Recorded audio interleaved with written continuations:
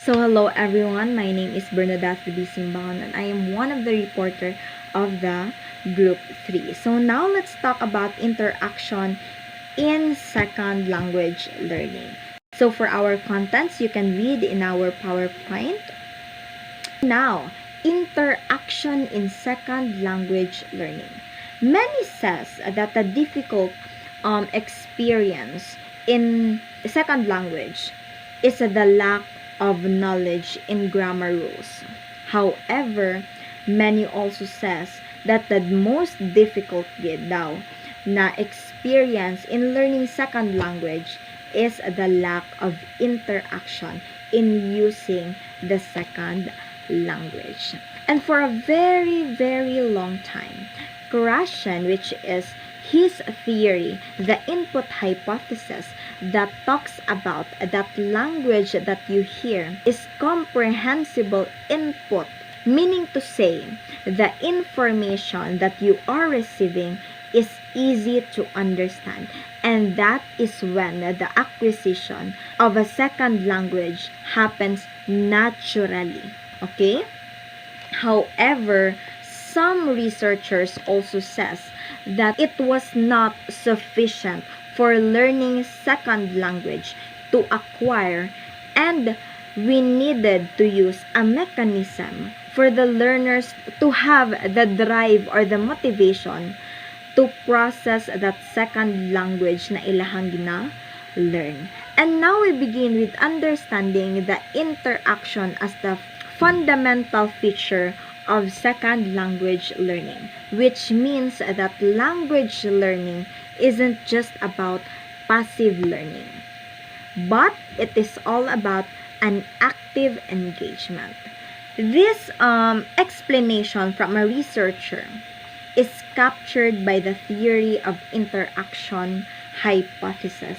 So this interaction hypothesis, just a quick just a short na knowledge for you to understand about interaction hypothesis, but later on someone will give you a broader understanding about it.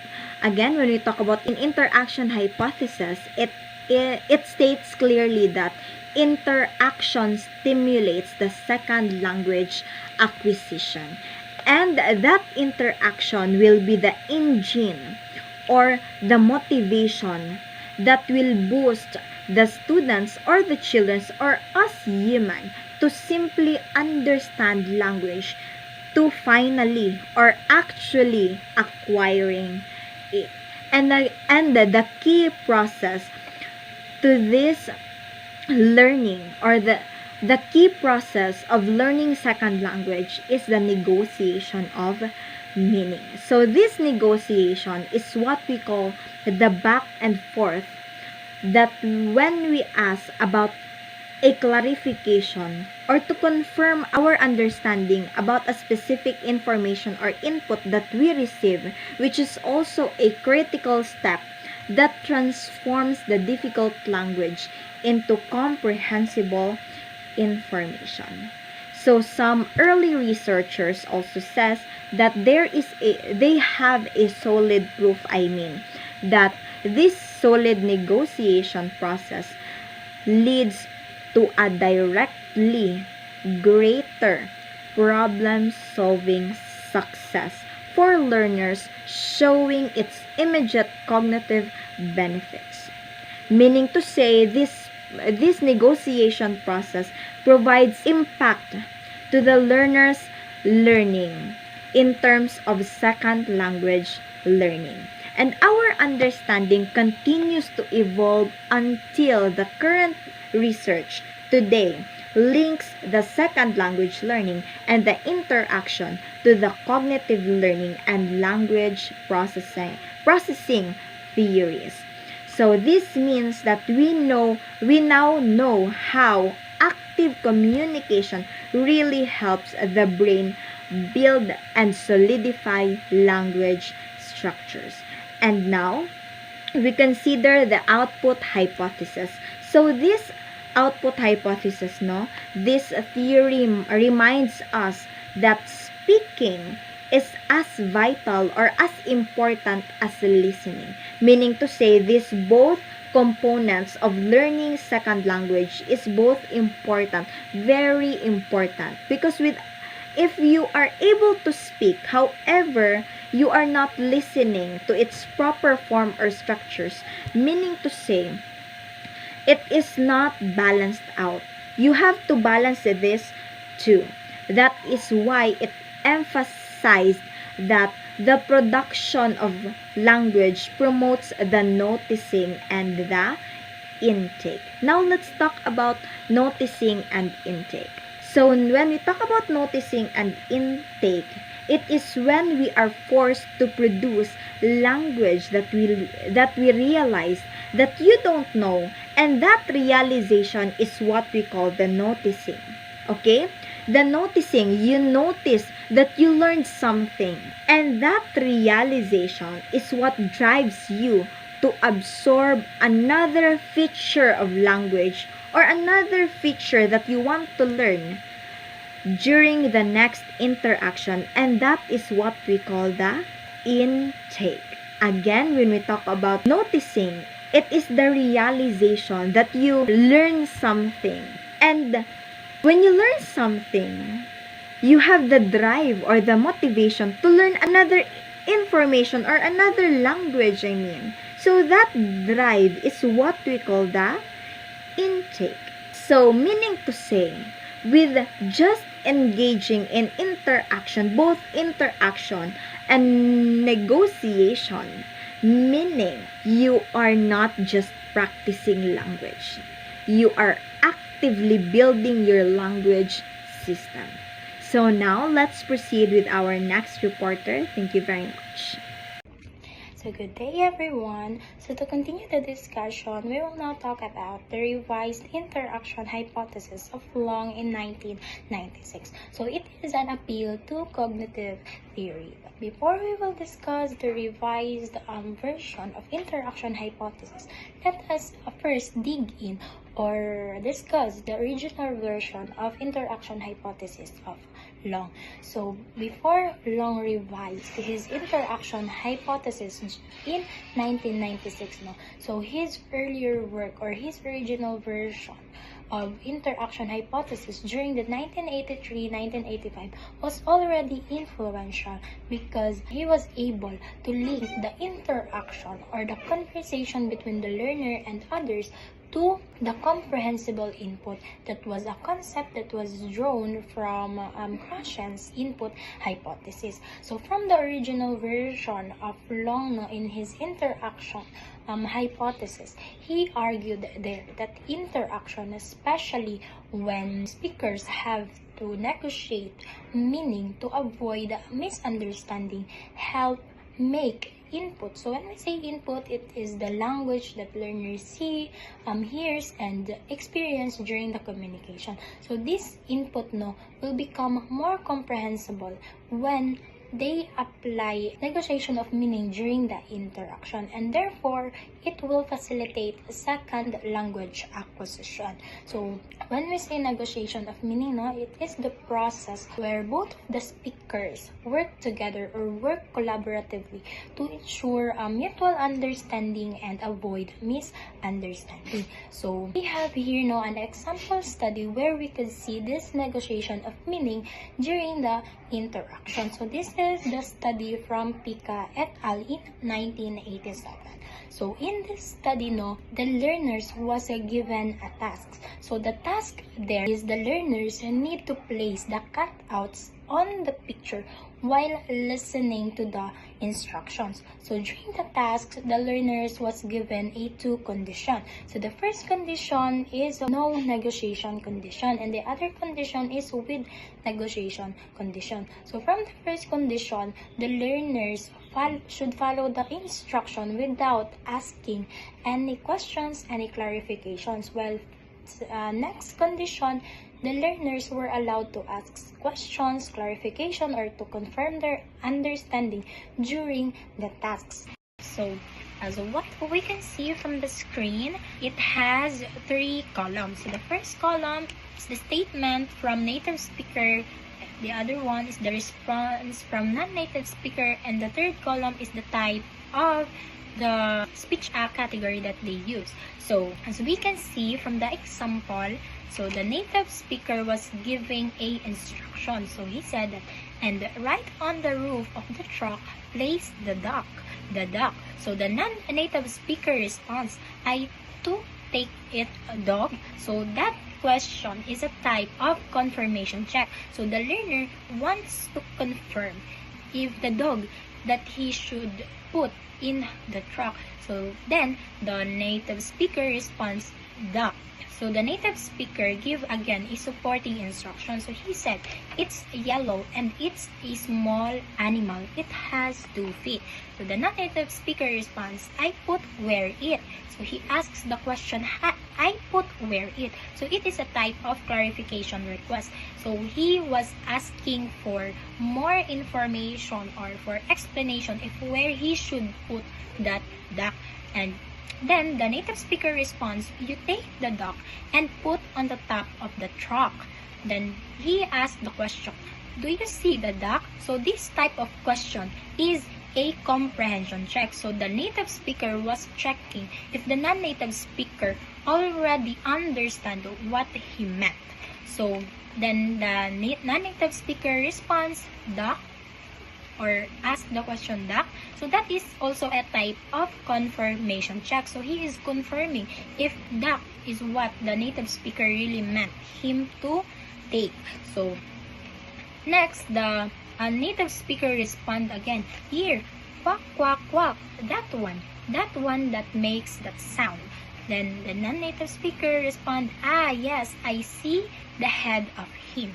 So then the native speaker responds, okay, see. So this type of question is also a type of comprehension check, as the native speaker wants to check if the non-native speaker comprehend what he meant.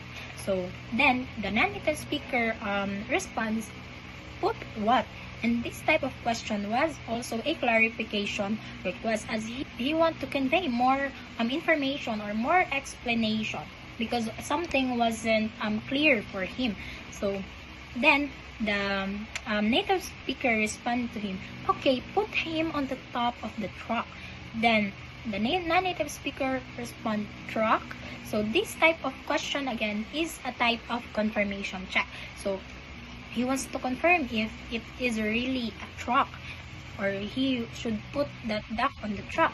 So, and then the native speaker responds, the bus where the boy is. And the non-native speaker, ah, yeah. So therefore, as we can observe now from the example, that the learner or the non-native speaker and the native speaker are having negotiation of meaning, or they are asking clarification, they are confirming their understanding, they are checking their comprehension. So from the study now, the findings from there is that the learners who interacted or who was able to ask for questions, clarification, and confirmation did better. So this means that the negotiation of meaning made input more comprehensible, especially regarding the content word.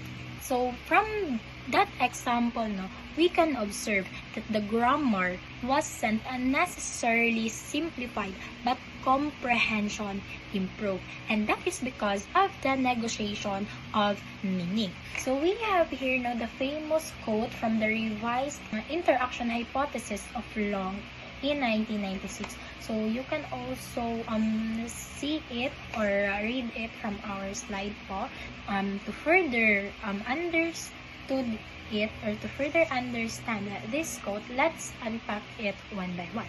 So from the phrase environmental contributions to acquisition, so this refers to the external factors, or it refers to what the learners hears, see, or experience during the communication, or it also called as the input. However, Long says that these external contributions don't automatically cause learning, as these external contributions need to be processed internally by the learner's mind so that it will become an intake or learning.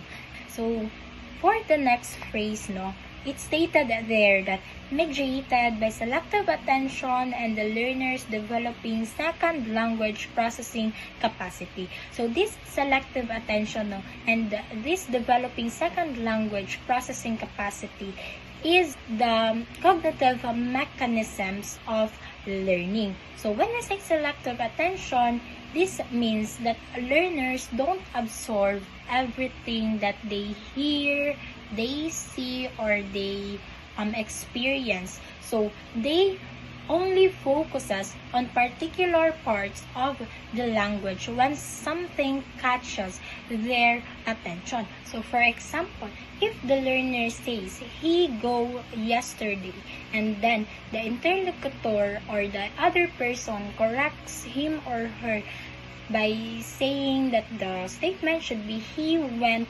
yesterday." So now the learner's attention will be directed to the past tense form went.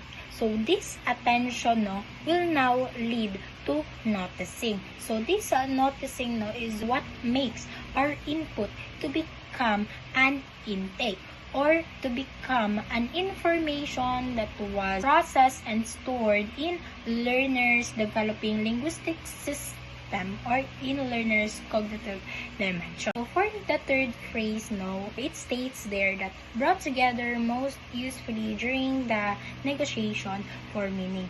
So this means that when the selective attention and the second language processing capacity are brought together, it becomes useful, especially during the negotiation for meaning, as when communication breakdown and both of the speakers work together to fix something from the conversation or fix their misunderstanding, or they are having a negotiation of meaning, many useful things happen. So this includes the input become more comprehensible, as the speaker could ask for clarification or could rephrase their statement. Also, when negotiation happens, the learner's attention was also drawn to specific language forms or meanings. And also, learners can receive feedback. It's either implicit or explicit.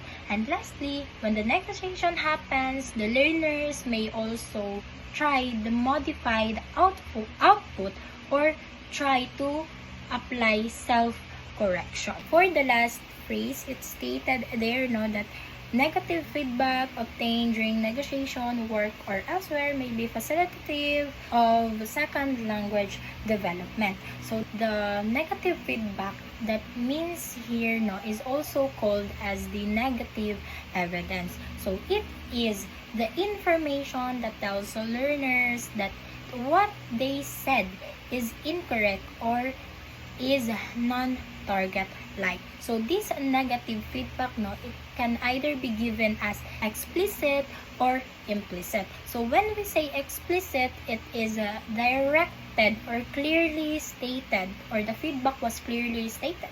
Well, when we say implicit, the feedback was given indirectly. To make it short, the original version of interaction hypothesis of Long in 1985 mainly said that interaction helps input become more comprehensible, and when that input become more comprehensible, it will help the acquisition. And then as years go by, he revised his original version as he goes further, as he states or he argued that interaction doesn't just make a language easier to understand, as it also makes conditions for cognitive processing that lead to genuine learning of new forms. So therefore, this means that Long's 1996 version of interaction hypothesis is an appeal to cognitive theory as it integrates how human attention, noticing, and processing capacity shape second language acquisition during the interaction. Good day everyone, my name is Rex Baha. Today, I'll be discussing how interaction helps learners acquire a second language, specifically how it supports learning grammar and vocabulary. This topic is based on the interactionist approach, which emphasizes that we learn language not only through exposure, but through actual communication, by talking, negotiating, and receiving feedback. The main focus of this discussion is the interactionist perspective, which sees communication as the key to language learning. It asks an important question. Does interacting with others really help learners understand and produce new forms of language? According to researchers like Long of 1996, the answer is yes, because interaction creates opportunities for attention, correction, and learning. The interactionist theory, introduced by Long and later developed by Gass of 1997, explains that learners develop language through meaningful communication. When they talk with others, they get comprehensible input, as Krashen said, and they produce modified output, as Swain explained. During this process, feedback helps them notice their mistakes and practice new structures, which eventually became part of their language knowledge. Let's start with one early study by Oliver 2000, who looked at real classroom interactions between teachers and students. She found that when teachers gave recast or corrected versions of a learner's sentence, learners often self-corrected immediately. For example, when a student said, "cut the tree," the teacher corrected it to "cut the trees," and the child repeated, "big trees." This shows something called uptake, or when the learner responds right after feedback. However, as Gass of 2003 pointed out, this may not always be a long-term learning, it might just be a short-term imitations. To measure real learning, not just short-term correction, researchers began using experimental studies. They use pre-test and post-test to see if interaction really leads to improvement in grammar or vocabulary. The goal was to find out if interaction alone can make a measurable difference in learning. One of the best known experimental studies was done by Mackey in 1999. She tested whether interaction helps learners improve their English question forms. His participants were adult learners who did tasks like storytelling and picture sequencing. They were divided into two groups, interactors who could negotiate meaning and non-interactors who could not. The focus was on how this interaction would affect their grammar development. The results showed a clear difference. Learners who engaged interaction improved much more than those who didn't. For example, before the treatment, a student said, "the meal is not there," which is a statement with question intonation. After the interaction, the same student said, "what has the robber done?" showing correct grammar and word order. This means interaction facilitates grammatical development. Later reviews such as those by Mackey and Gu and Keck confirmed similar things. A few years later, John of 2007 expanded the research by studying how English speakers learn Korean through interaction. She asked learners to describe pictures, negotiate meaning, and receive feedback from native speakers. They learned both new vocabulary like unfamiliar nouns and verbs and new grammar, such as relative clauses and honorific forms. This was important because it tested interaction in a non-English context. Gion's results showed that the interaction group outperformed the control group. They learned the vocabulary and certain grammatical forms, especially action verbs and object relative clauses. However, they struggled with honorific morphology, which was harder to learn. Gion explained that this could be due to the frequency of use, the learner's readiness, or their lack of cultural understanding about politeness. This supports Mackey and Gu's idea that some features are simply more learnable than others through interaction. Overall, research shows that interaction helps vocabulary and grammar learning. Vocabulary tends to improve faster, that's short-term learning, while grammar often takes longer to develop. According to Keck et al. Of 2006, the success of interaction depends on the type of task and the learner's readiness to acquire certain forms. When we look at larger reviews, we see consistent evidence. Mackey and Gu of 2007 reviewed 28 studies and found strong positive effects of interaction. Keck and colleagues of 2006 also reviewed 14 studies and found that interaction supports both lexical and grammatical learning. Both reviews agree that more long-term studies are needed to understand which language features benefit the most from interaction. To summarize, interaction is a powerful tool for second language learning. It allows learners to notice their errors, using feedback effectively, and engage in meaningful communication. However, the results depend on the type of language structure, learner's level, and the nature of the task. Overall, interaction turns communication into actual language acquisition. So, the more we use language interactively, the more we learn, not just words, but how to use them correctly. Feedback plays a very important role in language learning. It helps learners notice their mistakes and understand how to correct them. In short, feedback helps us know what we did wrong and what we should do to make it right. Researchers say that when feedback is given properly, it can really improve a student's accuracy and understand of the language. According to Long in 1996, feedback works best when it happens naturally during communication. This means that while students are talking or doing activities, teachers should give feedback right away. It helps the learners notice the difference between what they said and what is correct. This process is called noticing the gap. It helps the learner compare their own sentence with the right one. Lister and Ranta in 1997 identified 6 common types of corrective feedback used in a classroom. These are explicit correction, recast, clarification request, metalinguistic feedback, elicitation, and repetition. For explicit correction, the teacher directly says, "What's wrong?" For example, "No, say length, not width." In a recast, the teacher simply repeats the correct version like, "Cinderella was such a simple girl." A clarification request is when the teacher says things like "pardon" to make the students repeat or fix it. Metalinguistic feedback gives hints like use past tense consistently. Elicitation lets the student complete the correction themselves. For example, "Once upon a time, there," and the students continues, "leave a poor girl." And lastly, repetition, where the students repeats the student's wrong sentence, such as "Miss Jones traveled a lot last year," so the students can hear the mistake. Lister and Ranta found that teachers often use recast the most, but the most problem is that students didn't always notice they were being corrected.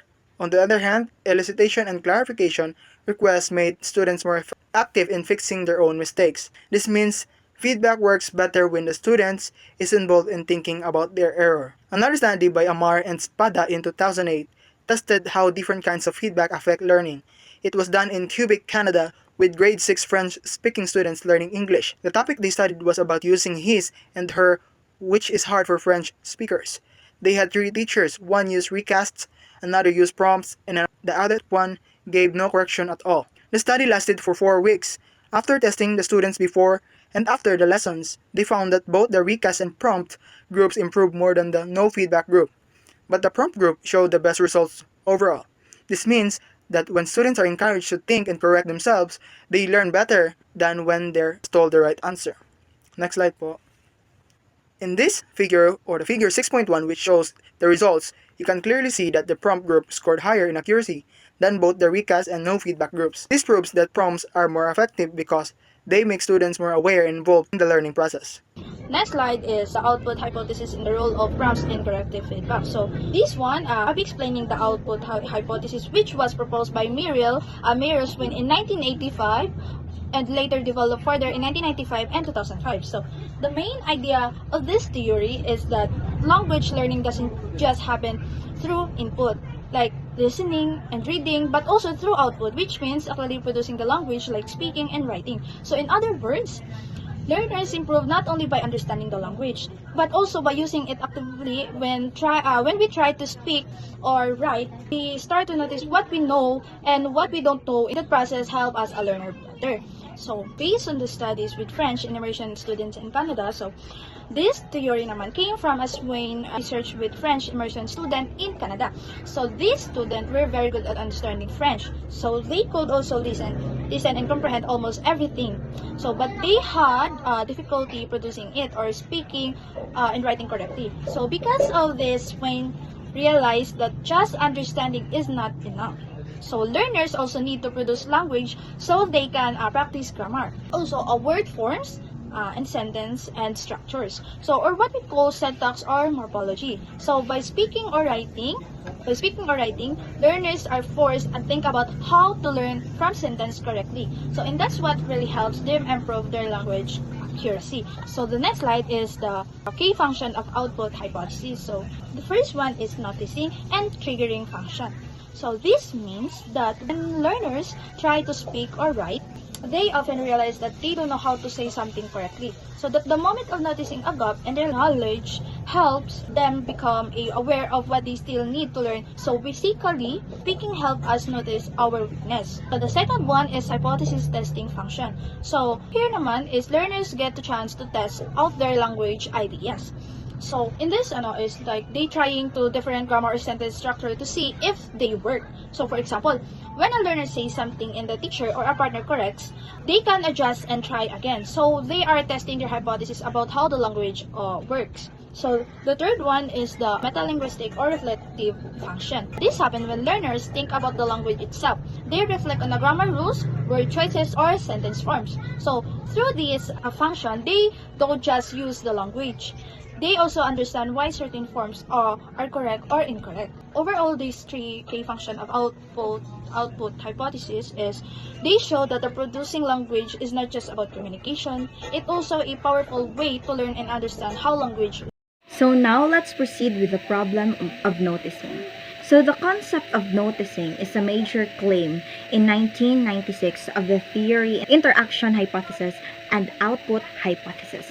And during these times, the learners are expected to notice the mismatches between the language that they own and the target language that they want to learn.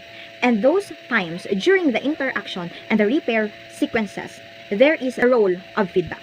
So the role of feedback is to extend a mechanism that is prompts and repairs. So these prompts and repairs are also known as corrections or recast.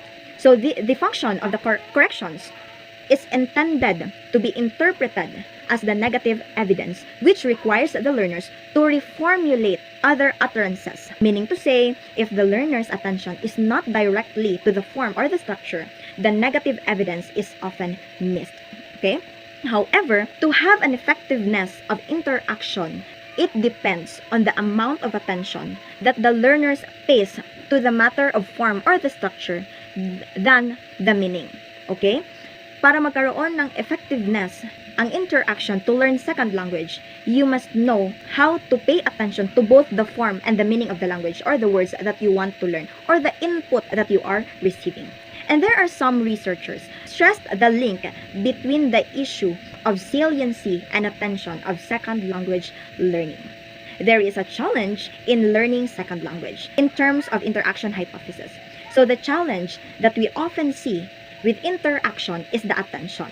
Attention in which learners often focus primarily on the meaning of the conversation, not to the form or the grammar or structure of the correction that they receive. That's the challenge. Ang attention sa mga children. The attention of the children in learning language. Are they focused on the form or the structure or the grammatical rules of the language? Or is their attention more focused on the meaning of the language that they are learning? So that's the challenge. And the good thing about that is that it also have its what we call saliency. So this saliency is the solution in which some researchers suggest that this saliency suggests that corrections or the recasts are only effective if they are paired with an additional cue which makes the error or the salient stand out and direct the learner's attention specifically to the linguistic form being corrected. And again, recast or corrections are effective only when they are accompanied by the additional cue which signals the error in the focus, not just the meaning. Meaning to say, in learning second language, you have to know both the form or the grammatical rules, its structure, and its meaning to have a better understanding of the concept in learning your target language na gusto ma-learn. So in problem of noticing, you have to both notice the attention. What does the children want to learn? Is it its form or is it its meaning? However, in learning second language again, it must be two. You have to know its form and its meaning to have a balanced out in learning language.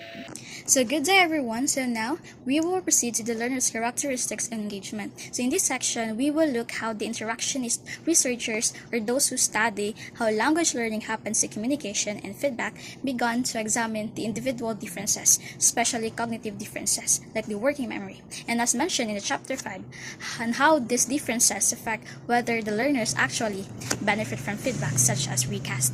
So interaction gives learners feedback and opportunities to notice language forms. But every learners are different, especially in our cognitive capacities, like our working memory, phonological memory, attention controls, and analytic ability. And these differences can change how well feedback helps them. So according to Maki et al. 2010, this was discussed on Chapter 5. The study finds that learners with higher working memory capacity were more likely to produce modified output and to benefit in some measures of learning. Having higher working memory capacities gives learners more processing space to notice an error, hold the correct form, and plan an improved response. And same with Revest 2012, the study finds that working memory predicted performance in some measures, but not others, and whether recast work depends on the outcome measures that were used. So to understand better, we will use as an example about the study of Trofimovich et al. In 2007. So the study examines how noticing of feedback, learning of morphosyntax or the possessive determiners, the vocabulary or transitive and intransitive verbs, and the four cognitive characteristics of the target learner group such as the phonological memory, working memory, attention control, and analytic ability were related. So first is the procedure in the study starts where learner first all tested for their general proficiency and for knowledge of the target grammar and lexis through an oral production test. This is what they call the pre-test. As for the experimental treatment, they then completed a computerized picture description test. For each picture, learners must produce a one-sentence description. Then they heard the correct version of the sentence. This is for the next part, the recast. And then they reported whether the repetition matched their own utterances. The participants then completed a series of formal psychological tests of their phonological memory. So this test is used to measure their attention control that estimates an individual's ability to shift attentions between two sets of stimuli by getting them to construct two different symbol sequences at the same time. And finally, a post-test and a delayed post-test that elicit knowledge of the target grammar and vocabulary were also administered. So you can scroll or you can refer to the figure 6.3 in the PowerPoint presentation. So however, as what we can see in the table 6.5, there were significant statistical correlation between the levels of attention control and the analytical and aspect of language development, as what we can see in pre-test and post-test. So now we can see the relationship between these two. So the overall amount of the noticing reported by participants was not significantly related to their second language learning gains. That is because the learners, a self-reported noticing of the recast, didn't reliably predict whether they learned the target forms. This means that noticing alone does not guarantee learning. Interaction may give the learners a chance to notice language and receive corrections, but noticing alone is not enough for them to learn. So this line of research shows promising results because it connects the interactionist approach that focuses on learning through communication and feedback with the cognitive theory that studies how the mind processes the information. So in particularly, it highlights the role of working memory and how learners notice and respond to feedback during interaction. However, researchers still do not completely understand how all of these processes like the learner production, the feedback, the noticing, and the reformulation happen and influence each other in real time during conversation. Language learning is complex and it is dynamic. And while studies using methods like stimulated recall have helped, more research is needed to explain exactly how mental processes and the interactive feedback work together to support the second language development. So good day everyone, my name is Princess May A. Fuentes and I am your next reporter, and my assigned topic is the scope of interactionist research and the nature of language. So now let's start. So now first, let us define what is the interaction approach. So the interaction approach, it is a theory in language learning that highlights the importance of communication and social interaction in acquiring a second language. So this approach originated from Evelyn Hatch's idea in 1978, which she stated that one learns how to interact verbally and out of the interaction, syntactic structure are developed. So in simpler terms, this means that through active interaction and conversation, learners naturally develop their understanding of grammar and sentence structure. So the main focus of the interaction approach is how interaction facilitates language learning. It emphasizes that communication between the speakers, especially when meaning is negotiated and feedback is given. It helps learners notice their language gaps, correct errors, and internalize new structures. So in this view, learning is not just about receiving input, but also about participating actively in communication. So this approach was developed from earlier influential theories, including the creation input hypothesis, which proposes that comprehensible input, or the language slightly above the learner's current level, it is essential for language acquisition. So second, we have here the long interaction hypothesis, which stresses that conversational interaction, particularly negotiation of meaning, it helps make input comprehensible and promotes learning. So lastly, we have here the Swain output hypothesis, so which he emphasizes that producing language, or the output, is just as important as understanding it, because it pushes learner to process language more deeply and accurately. The second slide, the evolution of the interactionist tradition. The interactionist tradition in language research has evolved over time, it reflecting how scholar focuses shifted from understanding input to exploring how interaction enhances learning. So our early research mainly concentrated on comprehensible input, or the language that learners can understand with some effort. So this was based on the idea that exposure to understandable language is enough to promote learning. However, later studies began to examine output and negotiation of meaning. So that is how learners use language and adjust their speech when misunderstandings occur. So these moments of negotiation help learners notice gaps in their language, leading to better language development in modern studies. Researchers have expanded the focus to include feedback, noticing, and learner output. So these elements highlights that interaction is a two-way process where both comprehension and production contribute to effective learning. So the scope of this research in this area targets specific grammatical features such as articles, tenses, and plurals. So the study also analyzed interactional moves like recast, prompts, and feedback during communication. So much of this research is conducted with both children and adult learners, so in structured classroom setting. So often use controlled experiment to obtain measurable results. According to Maki et al. 2012, there have been over 100 empirical studies supporting this approach. So the findings show that interaction greatly facilitates second language learning, particularly in improving vocabulary and grammar. So moreover, the interactionist tradition is valued for its clear research methods and testable claims and strong empirical evidence, even though its theoretical scope remains somewhat limited. For the third slide, the interaction approach and the nature of language. So early interactions models were originally influenced by Noam Chomsky's idea that humans are born with an innate ability to acquire language. So this perspective, known as the Chomskyan view or the Chomskyan view, suggests that language learning is guided by the internal mechanism rather by the interaction alone. However, as research progressed, later scholars moved away from this purely innate perspective and began emphasizing the importance of communication and real-life language use. So in 2009, N.C. Ellis proposed what is called the functionalist view, which focuses more on how language is used in context rather than how it is pre-programmed in the mind. So this means that language learning is seen as a process shaped by interaction, communication, and experience, not just by inborn rules or structures. So consequently, most modern studies now pay attention to specific aspects of language learning, such as grammar, pronunciation, or vocabulary, rather than trying to explain the entire system of language acquisition. So when it comes to how the interaction is viewed, researchers often treat it as a series of quantifiable moves, for example, recast, correction, or clarification requests, that occur in conversation. So these are measurable and observable instances of communication that can be analyzed scientifically. However, this approach tends to focus less on the social or jointly constructed meanings that are central to sociocultural theories. Instead, it emphasizes cognitive processes or what happens in the learner's mind during the interaction. So for the fourth slide, the interaction approach and the nature of language. So the interaction approach, researchers study how learners pay attention in language and how they respond to feedback during the interaction. So the goal is to understand how these processes help learners acquire a second language more effectively. So the study have found that learners tend to acquire language forms when they notice, so it more easily during communication. So in other words, when learners become aware of specific structures or correction, they are more likely to remember and use them correctly. However, there are still unclear areas in this field. For example, it remains uncertain like how learner processes complex feedback in online or real-time interaction and why some language forms are learned more easily than others. So this gap showed that the process of learning through interaction is not yet fully understood.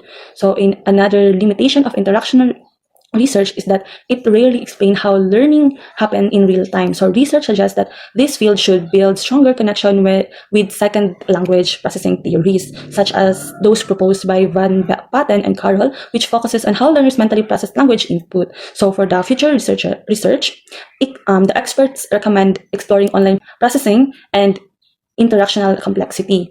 to better understand how communication shape learning as it happens. So this would make the interaction approach more complete and applicable to real-world language learning. So overall, the interactionist approach has greatly contributed to understand how communication supports a second language learning. It shows strong connection between classroom interaction, like feedback, negotiation of meaning, and conversational adjustment, and the actual language development. This approach is originated from the early teaching practices that focuses on classroom feedback, which is why it remains highly relevant to language teaching today. That is according to Maki et al. In 2012. So researchers have also built a strong foundation of experimental studies and introduced innovative methods such as stimulated recall, which allows learners to reflect on what they have noticed during interaction. However, despite these achievements, there are still unresolved challenges. One issue is the selective nature of learner attention and noticing. Not all feedback is being noticed or processed equally by the learners. Another difficulty is predicting which language features are easier to acquire through interaction. Because of these gaps, recent scholars such as Mackey in 2007 and Elise and Shin in 2006 suggest that combining interactionist research with cognitive and processing-based theories will make it even better. This integration could help the approach evolve from a practical teaching framework into a more complete theory that explains the deeper cause and effect relationship between how interaction leads to language learning.